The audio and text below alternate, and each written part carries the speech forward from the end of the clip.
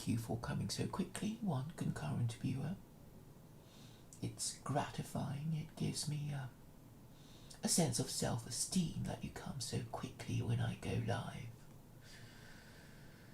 Whoever you are, now it's gone back to 0.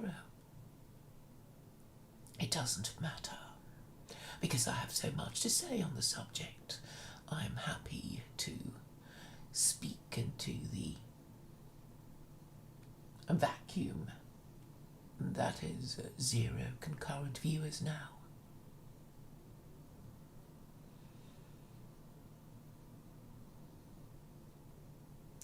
Why do I talk about national identity? Because it's unavoidable. We all live in nations. I can't think of anyone who doesn't live in a nation or doesn't live in a piece of territory that is nominally a nation or that belongs to one nation or another nation.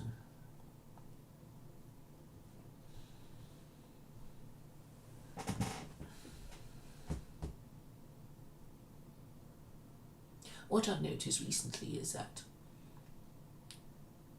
a lot of non-white people living in the West are having identity crises.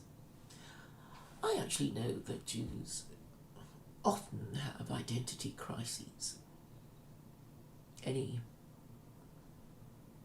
attentive appreciation of the films of Woody Allen would tell you that Alan is indeed a neurotic Jew. And he's not attractive, and therefore the neurosis increases because it's to do with one's sense of self-esteem, that one is considered attractive to members of the opposite sex, particularly if we're heterosexual. What we do need, all of us, even though we don't admit it, is a healthy sense of self-esteem that is not self-hating or self-abnegating, but not narcissistic either. And because all the barriers of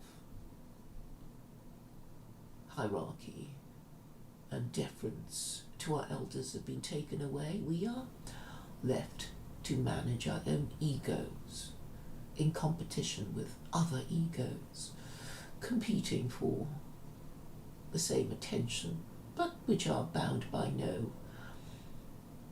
agreed rules, which are the shared values that social scientists keep harping on about.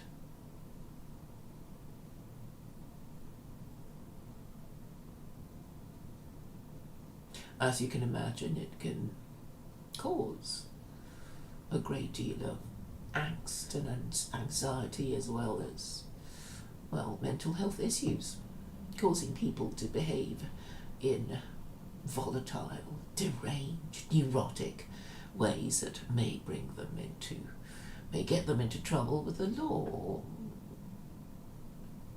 destroy their relationships with people who are important in their lives, such as their parents, their children, their spouse, their employers. What affects most of us now in the West is that we all have self-esteem issues, because we know that our government doesn't care about us, and we know that there's no one in a position to do anything about it, and we know that our politicians are in fact useless, incompetent, helpless, and occasionally even assassinated, because they are hated so much for their incompetence, their helplessness, their powerlessness. So what is to be done? We could have a dialogue for a change, couldn't we? But to be honest, I find it difficult to even have dialogues with people that I know who are nominally supposed to be on the same side as me, who are supposed to support the same cause, but they're just not really there.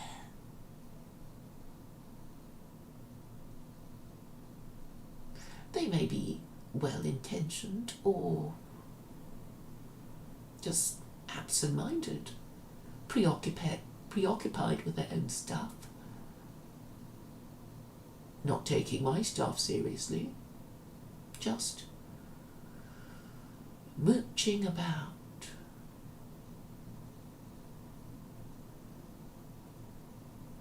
Not marching, but wandering.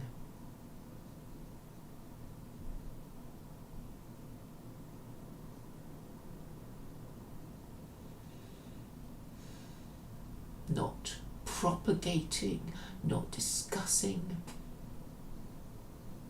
but mumbling absent-mindedly.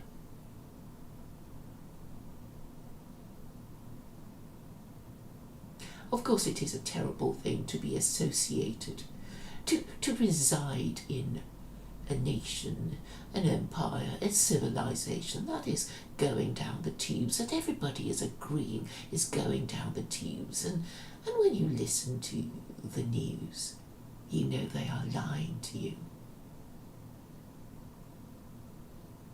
Of course, it affects our self-esteem, our hope for the future, our ability to organise or make decisions or plan for the future, but they don't care, do they?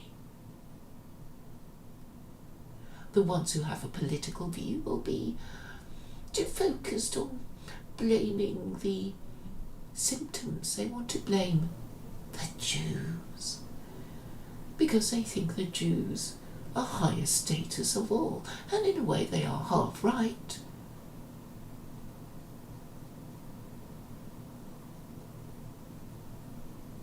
If only people were able to... When I think about it, even walls would be better for my particular ball game. In squash, you hit a ball against a wall, it bounces back and you can hit it back, and you can have a kind of dialogue with a wall, with your ball and your squash racket. But with people suffering from mental illness or amnesia or dementia, or who are too preoccupied in their own stuff to respond to your communications, I don't know, what is it with people? I guess they're only interested in what they're interested in. They'll only do what they want to do for you.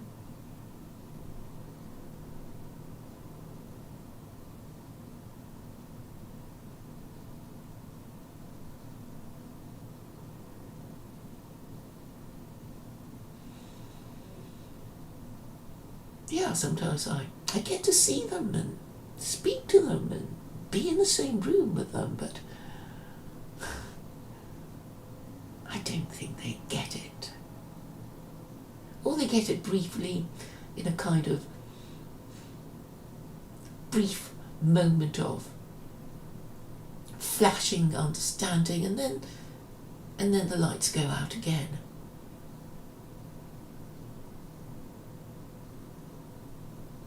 And there's only darkness.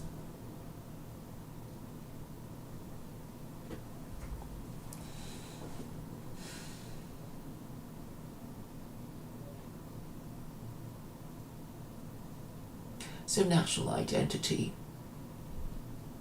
is universal, and we want a respectable national identity. We want to think that our government is governing in the national interest. We want to think that whatever our institutions are, they are fit for the purpose of, say, dispensing justice, enforcing the law, governing in the national interest, doing what it says on the tin they are supposed to do. But all this has been undermined to the extent that men don't even know what the hell they are supposed to be doing, because they are encouraged to have identity issues, gender identity issues. So everything that can be salami sliced away, diluted away to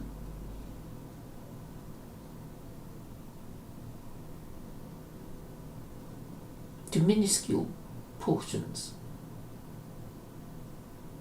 What's the term? What's the term when they dilute stuff into homeopathy or whatever? So everything is diluted. Nothing is certain. You can't get a straight answer to any question you ask anyone, even if they're supposed to be on the same side. Every question is always answered with the answer maybe. So it's not surprising that people eventually go mad and maybe stab their MPs because they've gone mad, or if they're doing it for political purpose,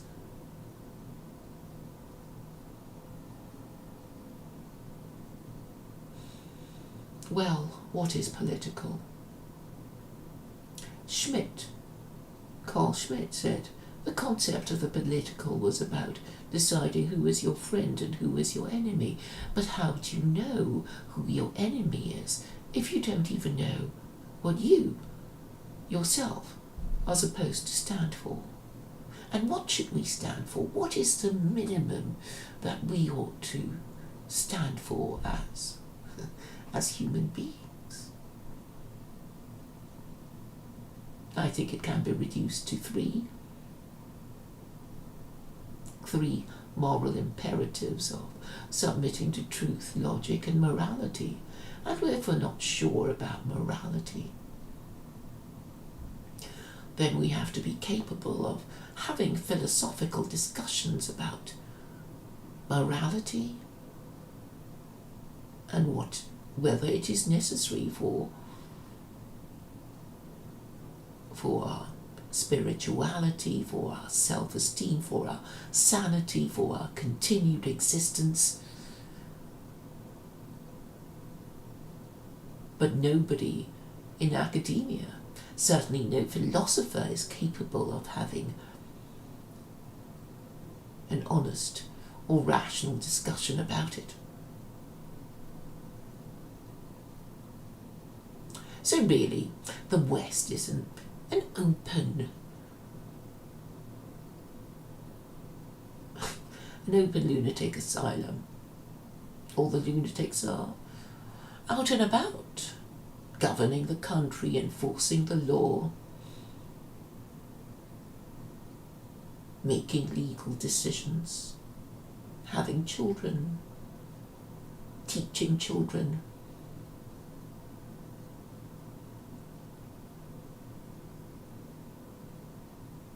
Who decides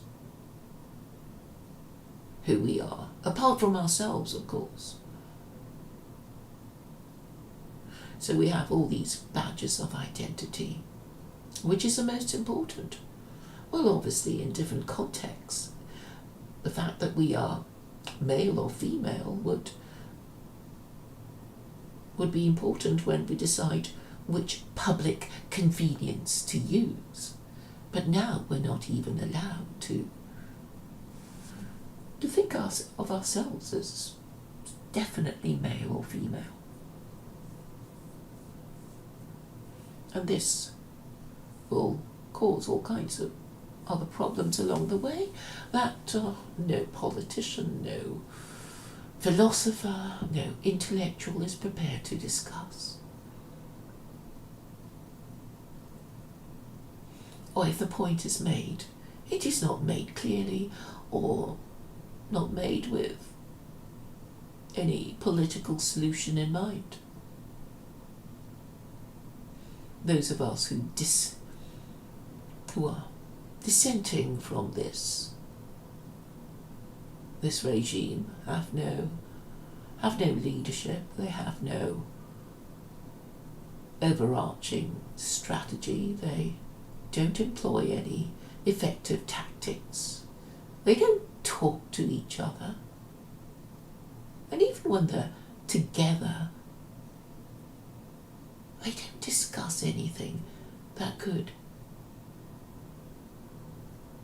advance the cause. They haven't even discussed what the cause is. Fancy that. And this is what I'm associated with.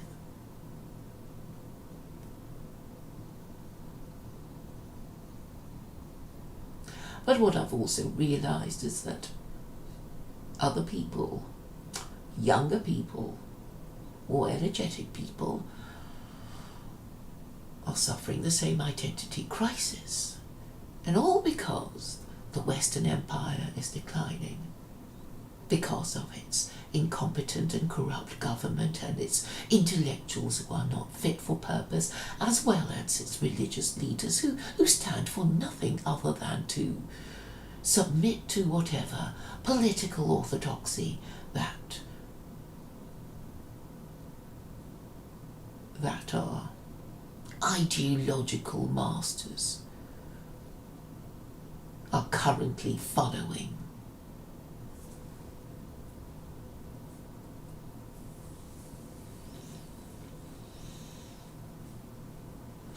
Obviously, I would like to see an end to this chaos. Obviously, I would like to plan for the future, or just even decide what to do for the day. Should I give up and leave the country? Is that what? I know a lot of people want me to do that.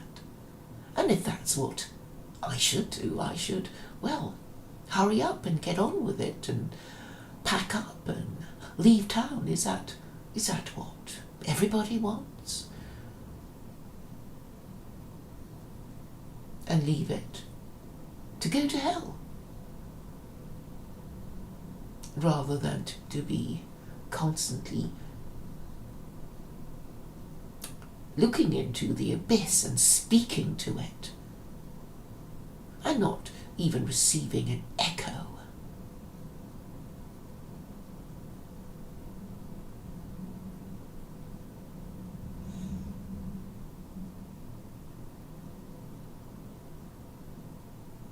Of course, I don't just want an echo, I would like a dialogue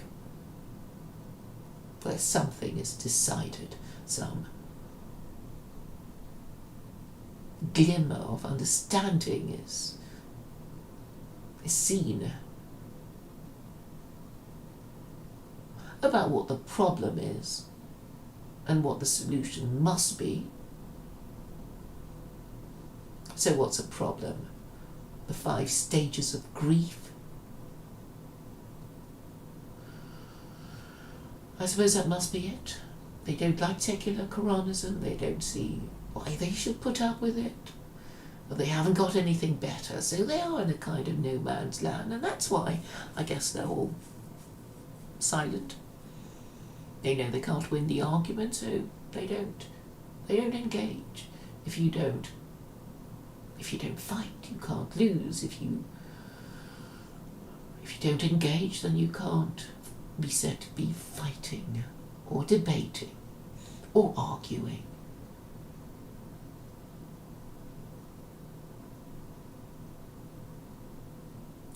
So I am looking at a civilization on its deathbed, really asking me to leave it alone and let it die in peace. Really, is that what it has come to?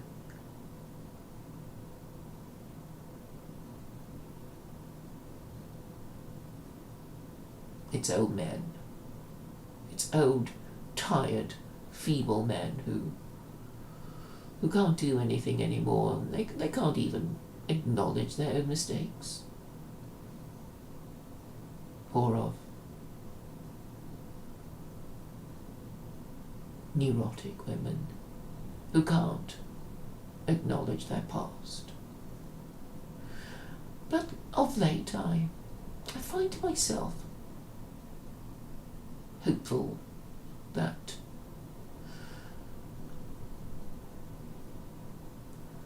that middle class, college educated women seem to see that I have a point.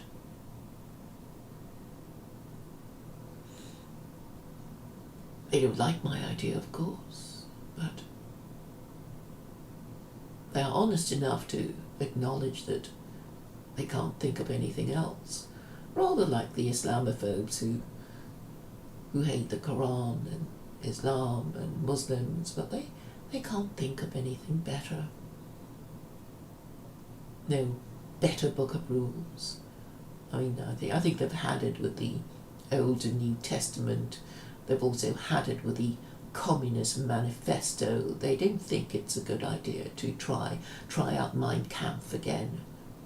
They really haven't got anything other than the Quran, and I guess it annoys the hell out of them that my most detestable solution is triumphant, because they literally cannot think of a better book that they can agree amongst themselves that would defeat my idea. So they might as well say that I have won, because that's all it takes. They just have to acknowledge that I have won the argument, and then decide on what to do next. That would be a start, rather than the tactical silence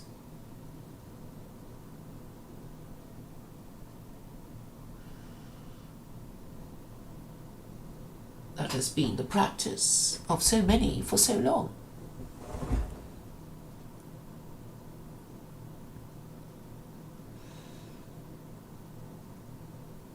So let's assume we have a respectable national identity that we're proud of. How are we going to get that? It can only be through revolution. It doesn't have to be violent. It can be legal and peaceful if only the right people would engage. And obviously, the most high status person should engage to shorten the time between problem and solution. But I do make a point of going to the highest status person that I know.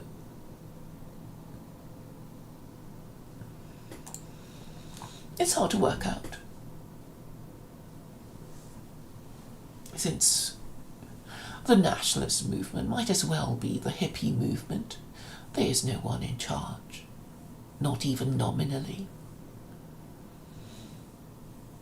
Who is the nationalist leader of Britain?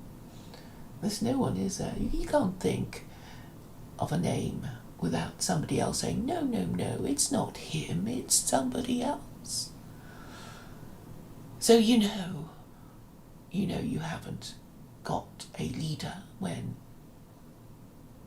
somebody like me rolls up and says, take me to your leader, and instead of taking me to your leader, you start fighting amongst yourselves about who is the leader. I mean, this is basically the state of Western man. Recently, I have arrived at the solution of, well, since Western man is more or less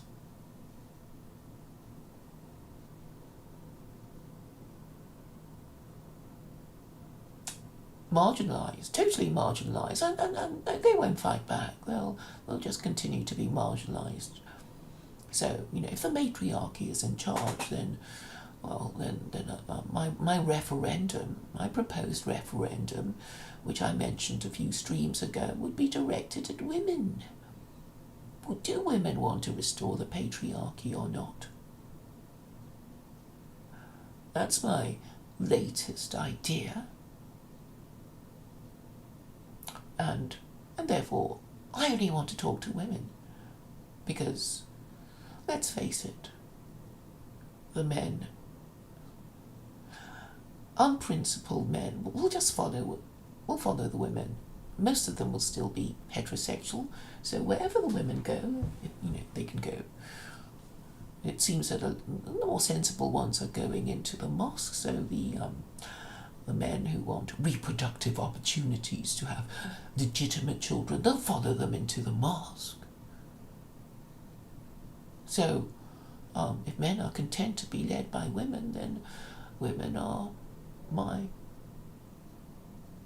target listeners, the target recipients of my message.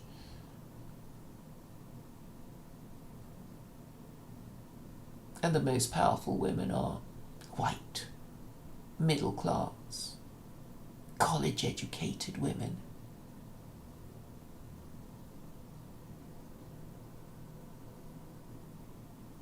So, they are the hope of our future, because the men are quite hopeless. I can't even have a sensible conversation with any of them. Though I try, I reach out.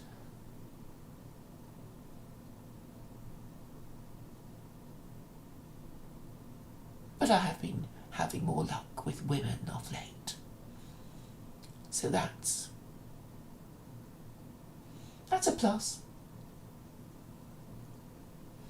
And yeah, actually, I would like to stop all this and go home. But it would be nice to have my message formally received so I can go home. And you mustn't think that I'm, not going to take no for an answer. I will take no for an answer. I just have to make sure that you understand what I've said and you have considered it properly and you say no. I want some formal acknowledgement that I have tried to give you the message and you have formally considered it and formally rejected it. That's all I ask. I'm not asking you to agree with me, or else I will stay and never leave. I will go. You just have to think of me as a process server. A process server doesn't want to move in with you and marry you and have children with you. They just need you to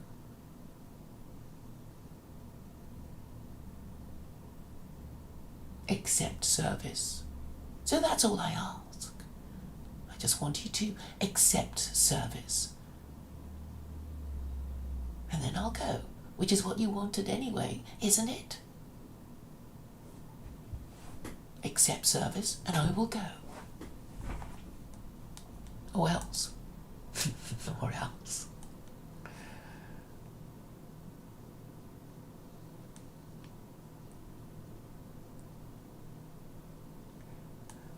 Let me finish about group identities within the nation. So let's assume that you have a respectable, secular, Quranist national identity, and you just have to like it or lump it. It's a thing, and you have to submit to it, and it's overwhelmingly the political orthodoxy, and you can't escape it. So officially, you'll have to accept it, right? And then what about your group identity? All you whites and non-whites.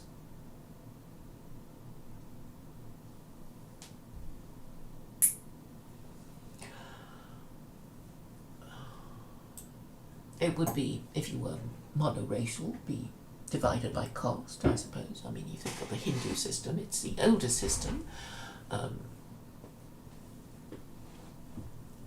It didn't need to be solidified in such a genetic way, because that's what it is. They're creating different genetic groups within these these castes, because they're only allowed to marry within a caste, right? So within a nation, they actually create separate genetic stocks of, Brahmins, of Kshatriyas, of Vaishyas and Shudras, Dalits and whatever. So it's enormously divisive. I think it's more divisive even than apartheid. And they can't get over it. So, secular Quranism with Indian characteristics, I do recommend it. I'm serious about secular Quranism being for non-Muslims. And, if these Muslims were thinking straight and could just get off their high horse, instead of thinking, we could just ignore her, she's only one woman, and she's not even Muslim, and we're so clever. Really? Living in the West as second-class citizens, hated and feared, dreading the next occasion when yet another Muslim man goes mad and commits some act of terrorism. That's how it's segregated these days. If it's a white man, it must be mental illness. If it's a Muslim, it must be terrorism, right? That's how they think. That's the narrative. And then eventually Muslim offspring will assimilate by becoming unmarried mothers, bringing up their bastards in fatherless homes, or becoming gaily married and transgender, and have nothing of their ancestral identity. What have they done? They've just migrated into an economic zone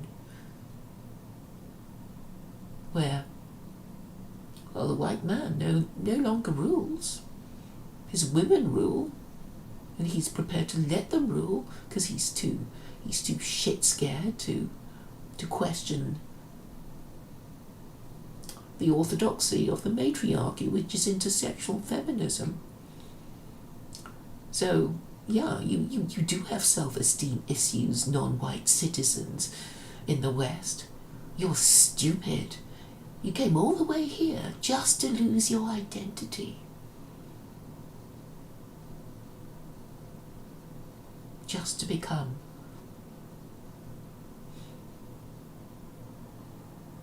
part of the flotsam and jetsam of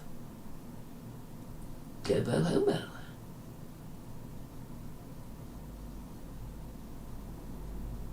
So these Muslims, they should be supporting me, but, they're also morally corrupt, aren't they? I mean, they obviously failed to follow their religion properly, which is why their civilizations crashed and burned. So, but they want me to do things their way and crash and burn too, and submit to them so they can tell me to shut up because I'm just a woman. No, I'll keep my identity as a secular Quranist, thank you very much. I will not submerge my idea to their kind of Islam. When they can't even do a proper interview, when these Muslim men are too afraid to even engage with me.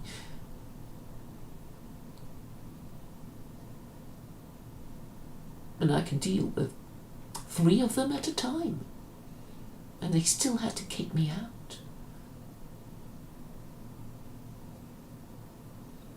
I didn't rage quit, when I was an EF Dawa. They made me go. I wasn't finished yet.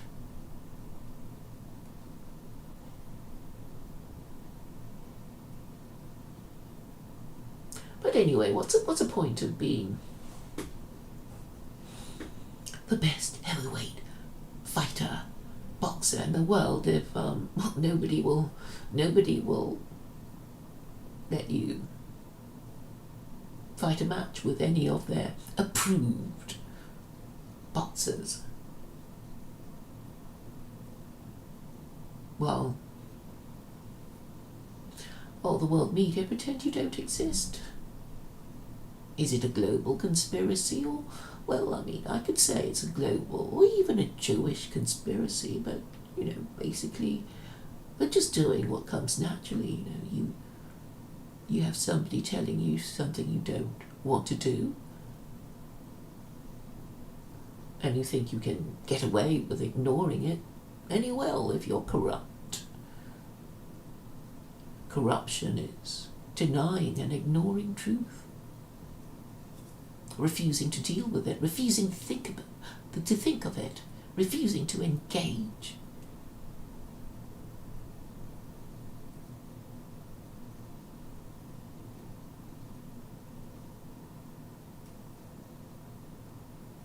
But I will engage. I will continue to engage.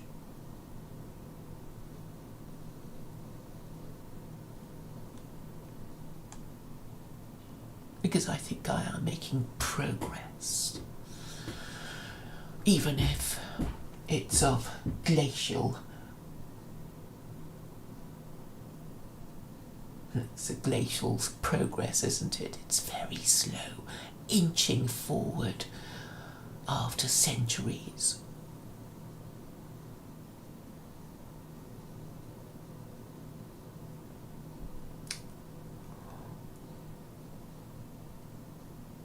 Thank you, Z2. Yes, I'm feeling fine.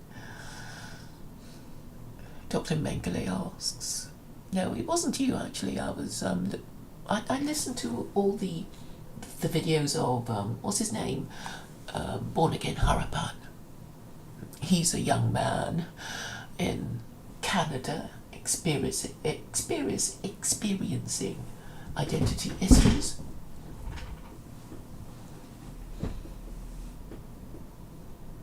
You see, the destabilization of the status of the white man has destabilized everyone else, because a lot of other people's identity hangs on the authority of the white man. And if he's no longer in charge, who the hell is, huh? His women who hate him, and they hate him. They really, really, really hate him, and he doesn't know what to do about it. I have a few ideas, but they don't want to listen.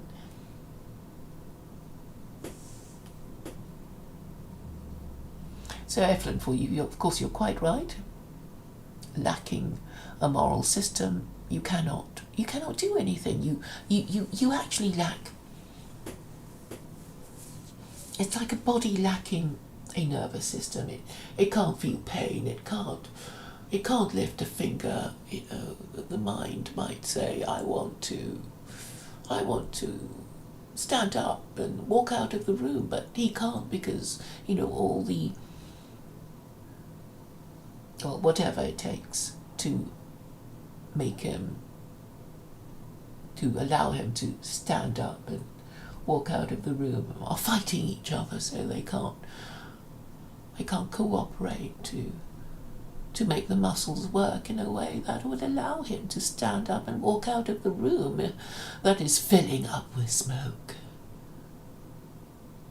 Because nobody's listening to each other, or having a dialogue, or thinking about solving the problem. And it reminds me of the famous story of the blind men, describing an elephant. So presumably it's all happened before, in Aesop's time, and he was an ancient Greek slave, wasn't he? But children these days, they don't learn Aesop's fables, do they? And I'm showing my age by knowing so many of them. So imagine these pathetic blind men saying that an elephant is like a snake, or an elephant is like a small tree trunk, or a long hose, or a big floppy thing, or like a wall, and they'd all be right. But they haven't got the whole picture, but I have. But nobody's talking to me because, well, that's only me. They can just ignore me, can't they? As they obsess about well, whatever they obsess about. What do they obsess about? Pretending not to understand what I'm saying? Pretending that I'm not right in my diagnosis? Do they even know what they're doing? Difficult to tell. Maybe half the time they are aware of it, and half the time they choose to forget about it.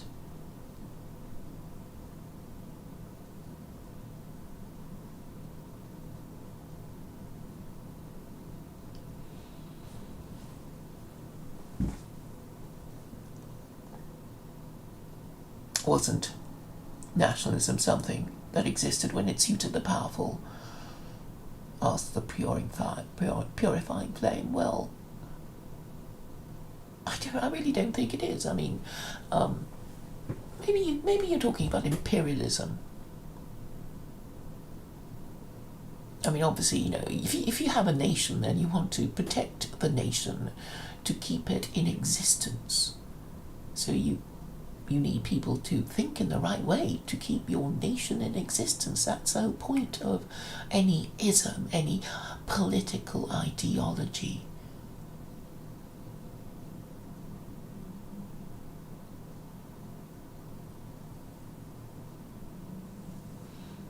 So nationalism existed once the idea of nations was being emphasized. But there always was, all these different countries in Europe, right? But then they were governed by kings, by monarchs. And so loyalty to the nation would be loyalty to the monarch. But after liberal democracy replaced monarchy and the idea of the divine right to rule, people thought of themselves in a different way, so they had to think of as themselves as belonging to their particular nation, of being Italian or French or Swiss or whatever. And obviously the more languages you have, the more difficult it is when you think of the Swiss and the Belgians with their two different groups who are, racially they are indistinguishable to anyone, but obviously, language is also an identity, a badge of identity.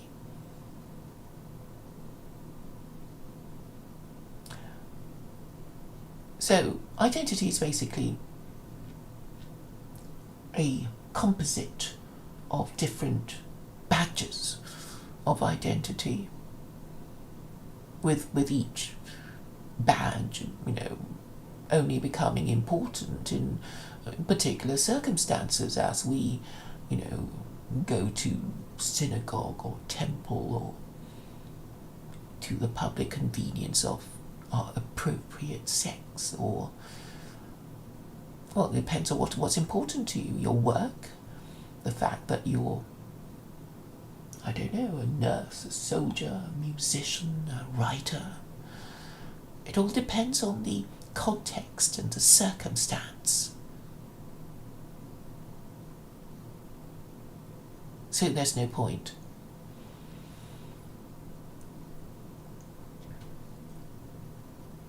busting a gut about it once we've got our moral system right. And I'm saying it's obvious, it should be obvious to anyone who's honest and rational and wants a continued existence of his group, that Islam must be the answer, and if you don't agree with me, then argue with me, and if you can't win the argument, then concede that you are defeated, and well, do what logic tells you to do.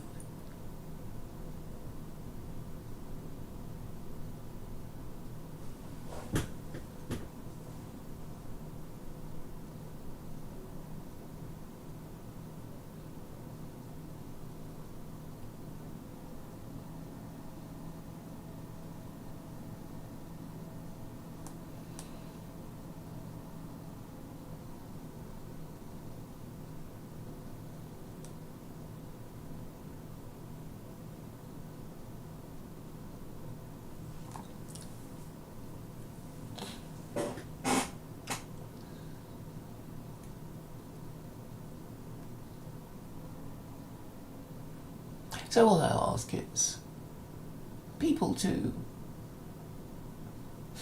acknowledge the supremacy of my solution.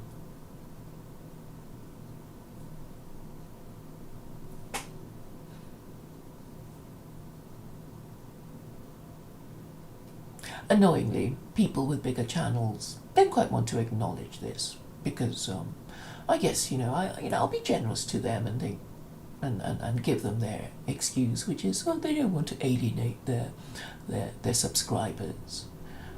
But that means that they're not really seeking the truth or wanting to abide by it. They only want to be YouTubers, so their operating identity is as a YouTuber or as a recipient of payments from their subscribers, and they are no better than politicians who are soliciting votes, because that's what they're doing. If all you care about is keeping the number of your subscribers up and making sure that they keep posting, giving you the super chats and shit like that, then you're no better than a corrupt politician scrabbling around for votes. And so I think it's a definite advantage for me to not be talking to you on my main channel, which is 2 strikes now, because it dared to mention the name of Alison Shablows.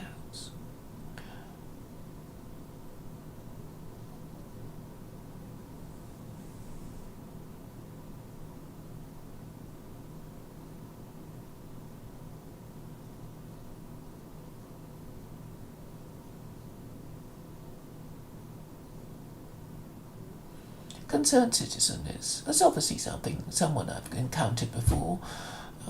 Why don't you just tell me who you are? Or do you think I'm going to hide you in the chat?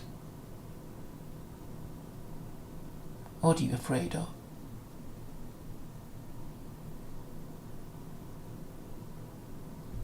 So, what's happening with me? Apparently I'll be talking to Born Again Harrison soon, which is good. He's new, only well, not even 200 subscribers. I met him on Black Pigeon Speaks.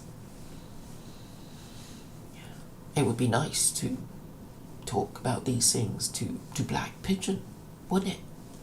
For me, I don't know if that's going to happen.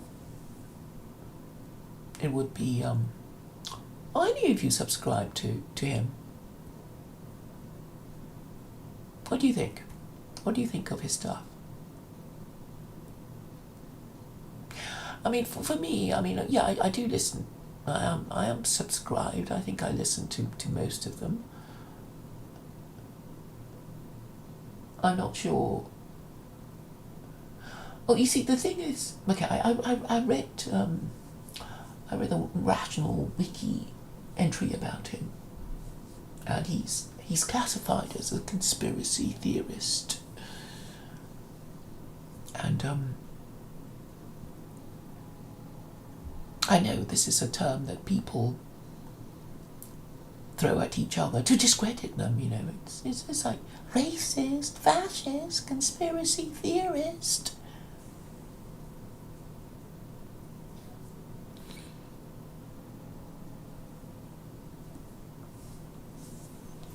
So, but this is something to do with a new line of debate that I'm also exploring today, called the presupposition.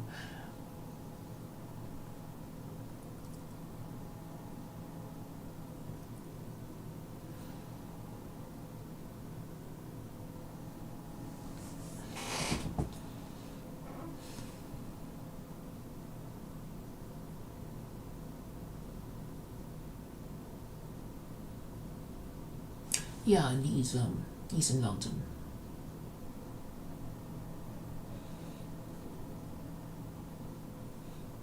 So, well, it doesn't have to be in London for me to talk to him.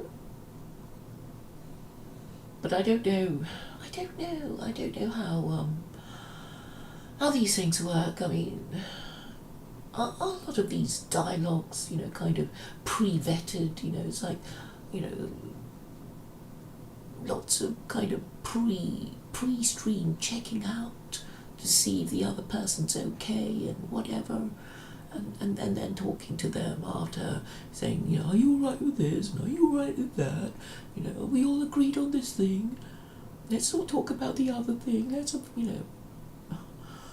I think they do it to each other.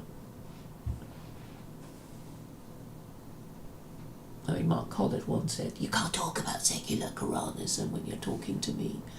And I said, okay, I won't. But why not, you know? It's all politics. If you don't like it, then challenge it. You know, I'm not going to not talk to you ever again because you don't agree with me about whatever.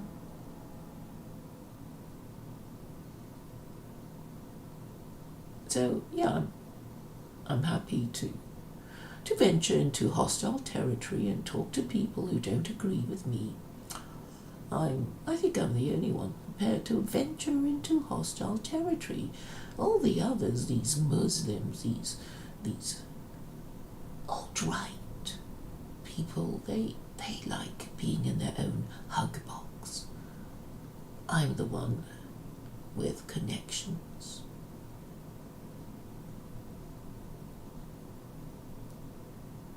And for this reason, I should be given greater respect.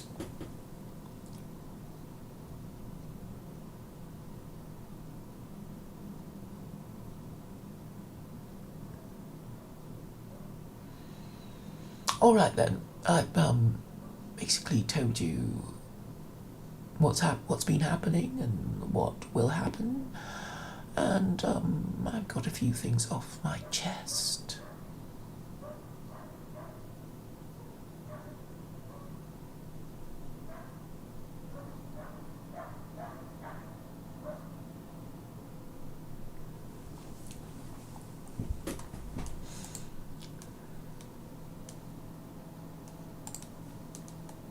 And thank you for listening with such attention.